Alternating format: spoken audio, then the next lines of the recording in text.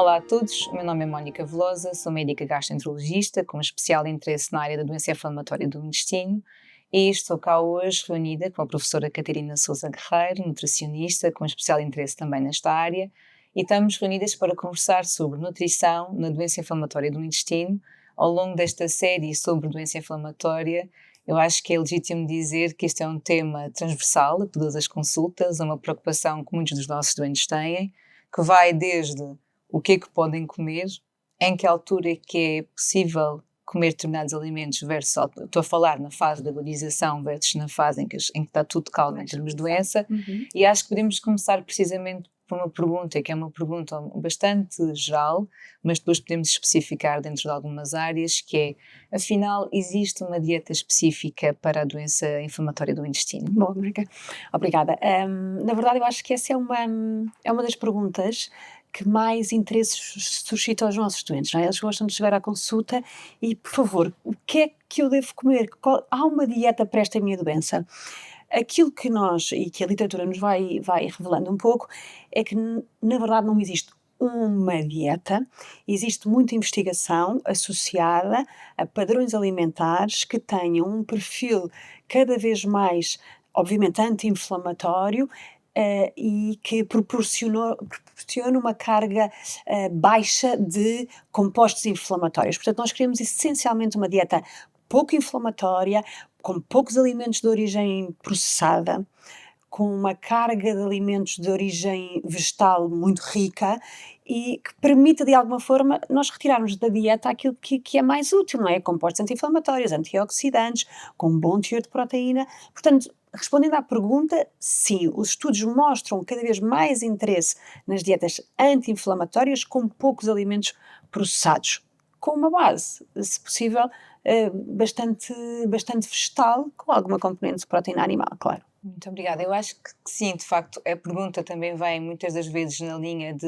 o doente quer ter algum controle sobre a sua doença e a dieta dá-lhes essa possibilidade, a escolha, dá a possibilidade de poderem ter algum ónus sobre a doença que muitas das vezes faz com que eles se sintam impotentes. Vamos imaginar agora o caso de um doente, que pode ter uma doença de Crohn, um doente jovem e que está numa fase ativa da doença. A dieta deve se adaptar na fase ativa versus numa fase de remissão? O que é que se aconselha dentro daquilo que é a dieta anti-inflamatória quando o doente tem uma Certo. fase ativa? Isso é muito importante, porque na verdade a dieta assume aqui um papel diferente quando nós temos um doente numa fase em remissão, em que, portanto, a sintomatologia é baixa do ponto de vista intestinal, versus um doente que está com a doença ativa. E aí, obviamente, toda uma sintomatologia que pode ser agressiva, a dieta tem que ser adaptada a isso. Se eu tenho um doente com muita diarreia, com muita dor, muita distensão abdominal, por muito que eu queira que o doente se alimente de uma forma mais diversificada possível, se eu vou dizer ao doente, olha, continua a comer a fibra, continua a comer os lácteos, continua a comer a sua dieta com um teor de gordura normal, a sintomatologia fica agravada porque temos um doente com a sua barreira intestinal, com o seu lumen intestinal, com uma carga inflamatória muito grande. Portanto, eu tenho que adaptar a dieta para as fases de ativação da doença.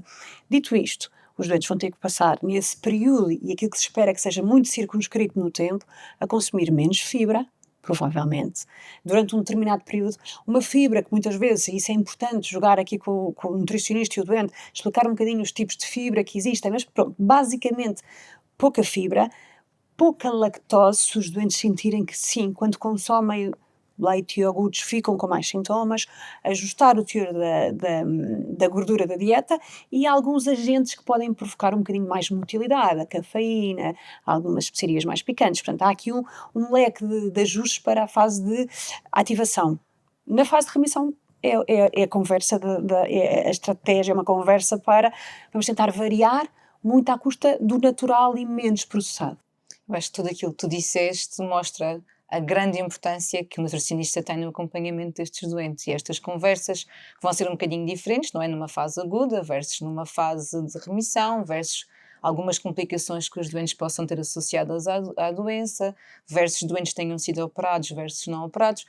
Portanto, é muito benéfico o doente ter uma avaliação nutricional. Achas que todos os doentes deviam ver um nutricionista quando têm doença inflamatória do intestino? Acho que tratando-se de uma doença que pode afetar todo o trato gastrointestinal, desde a boca até o final, não faz sentido, sendo um órgão com tanto impacto naquilo que é a digestão e absorção, não faz sentido que não seja acompanhado por um nutricionista, na minha opinião. Nós temos que saber qual é o peso da alimentação no tratamento desta doença, não é? É um cofator. É um cofator portanto, dir-te-ia, sim, quanto mais brevemente. Há doentes desportistas, há doentes com outras patologias, como disseste, há um doente que teve uma determinada cirurgia, há doente que está mais desnutrido, menos desnutrido, ou simplesmente eu quero saber qual é a minha alimentação mais adequada. Portanto, diria que sim. E quando fazem essa avaliação, além de obviamente fazer não só um diário alimentar, um plano alimentar, que outros parâmetros é que vocês analisam durante uma consulta destes Claro. doentes? Vou responder pensando um bocadinho no doente que está com a doença controlada. Portanto, não é um doente que está muito agudizado, que no limite está internado, porque aí é outro contexto. Num contexto de doente que está em remissão, com a doença relativamente bem controlada, a ingestão, como dizes, a ingestão, o que é que o doente está a conseguir fazer e o que é o seu padrão alimentar é crucial para nós do ponto de vista de composição corporal. É muito importante, nós sabemos que a massa gorda é produtora de inflamação e, portanto, uma das coisas que tentamos sempre fazer com os doentes é otimizar, baixar, se for necessário, os níveis de massa gorda, potenciando ao máximo os níveis de massa muscular, portanto, da massa livre de gordura.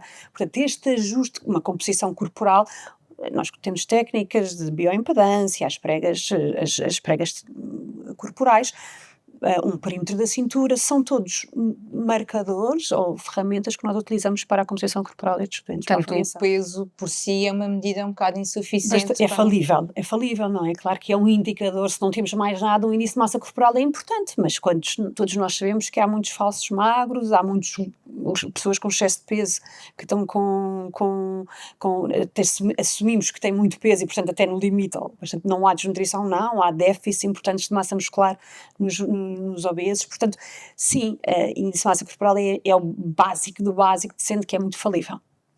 Eu acho que muito obrigada pela explicação e pela desmistificação, além de, e nós já há bocado, partindo do exemplo que falaste, no caso dos doentes que estão em agudização, evitar um bocadinho a lactose, às vezes podem ter que reduzir um bocadinho as fibras.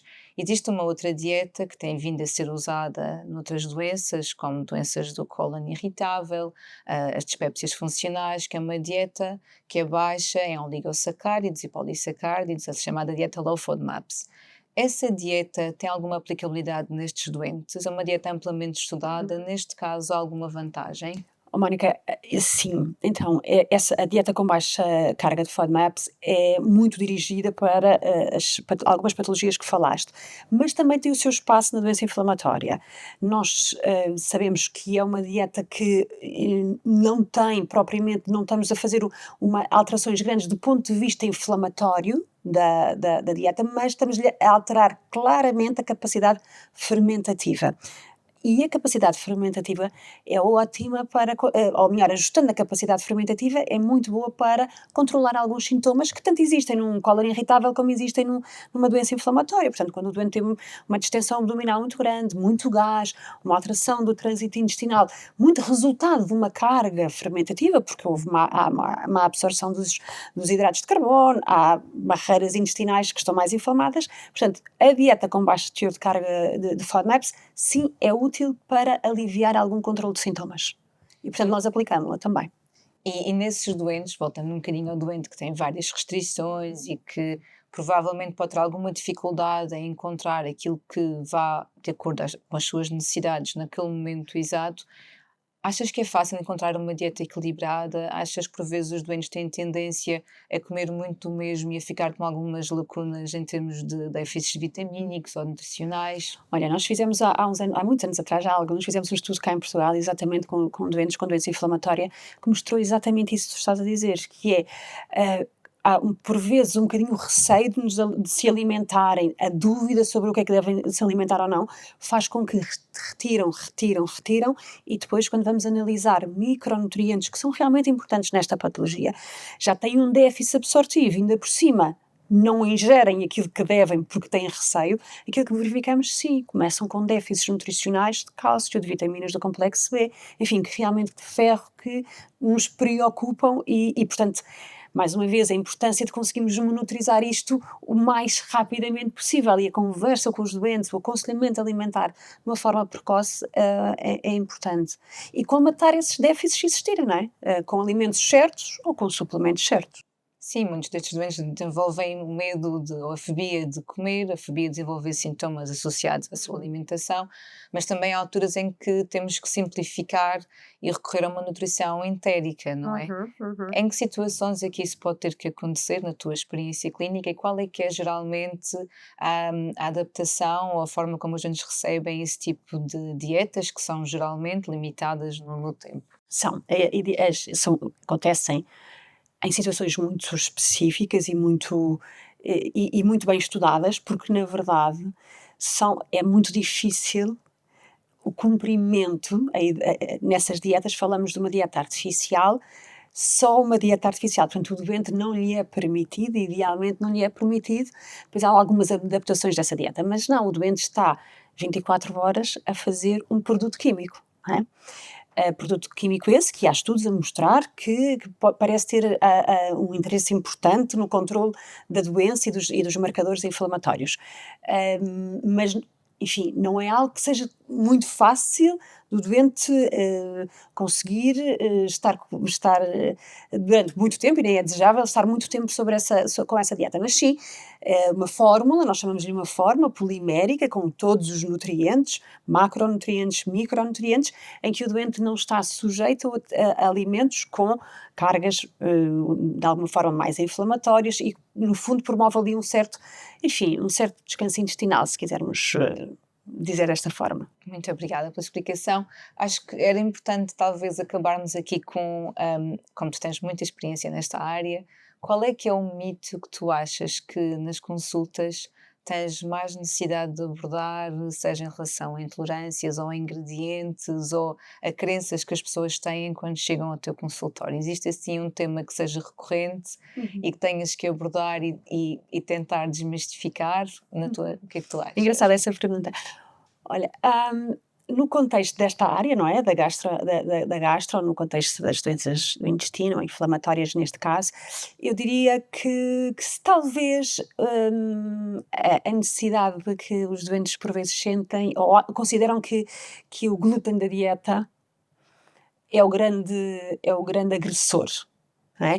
Os doentes vêm com a ideia de que quando eu retirei o glúten, eu deixei de ter a minha barriga inchada, eu deixei de ter gases, eu deixei de ter N sintomas gastrointestinais. E na verdade, eu não digo que não têm razão, mas provavelmente não será o glúten o culpado daqueles sintomas todos. Provavelmente os cereais têm agora um consumo de cereais, nós consumimos todos muito cereais, consumimos muitos cereais com pouca fibra.